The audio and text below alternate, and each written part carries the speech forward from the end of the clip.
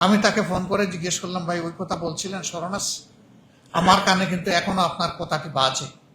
তিনি চুপ, আমাকে কোনো রিপ্লাই করলেন। এক বড় দলের বড় নেতা আমাকে বললেন, কি হলো ভাই?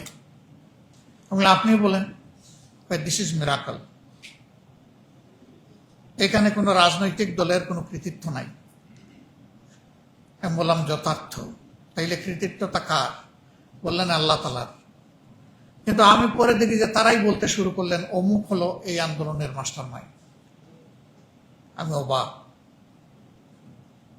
সেই দিন বললেন কি, এখন বলেন কি? আমি তাকে ফোন করে জিজ্ঞেস করলাম, ভাই ওই কথা বলছিলেন স্মরণ আছে? আমার কানে কিন্তু এখনো আপনার কথাটি বাজে। তিনি চুপ, আমাকে কোনো রিপ্লাই করলেন না।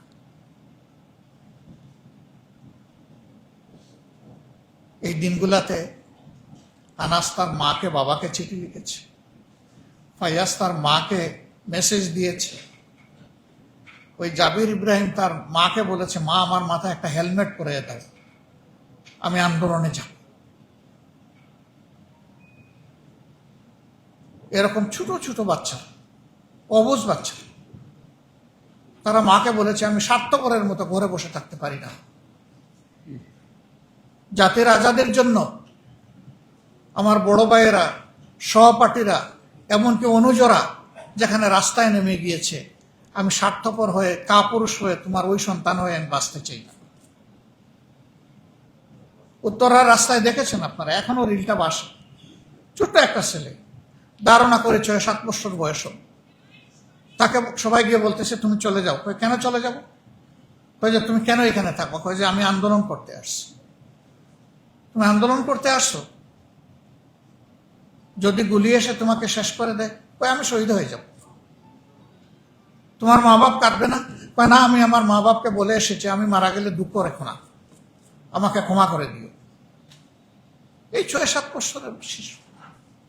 আমি মাস্টার মাইন্ড কারে বলবো? এরা সবাই এক একজন মাস্টার মাইন্ড ছিল।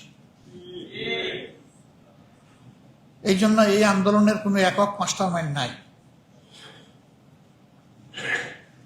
এখানে একজন সাবেক সামরিক অফিসার এবং পার্লামেন্ট সদস্য মেজর আখতারুজ্জামান সাহেব বলে গেছেন যে এর পিতৃত্ব নিতে হবে না। আমরা ঘরে ঘরে গিয়ে, শহীদ পরিবারে গিয়ে বলেছি, পিতৃত্ব যার আছে তিনি পিতার মর্যাদায় গ্লোরিফাই হবেন ইনশাল্লাহ। আর আমরা হব এই পরিবারের সদস্য। আমরা এই পরিবারের সদস্য হয়ে বাঁচতে চাই, থাকতে চাই। এই পরিবারকে নিয়ে আমরা, পরিবারগুলোকে নিয়ে আমরা গর্ব করতে চাই।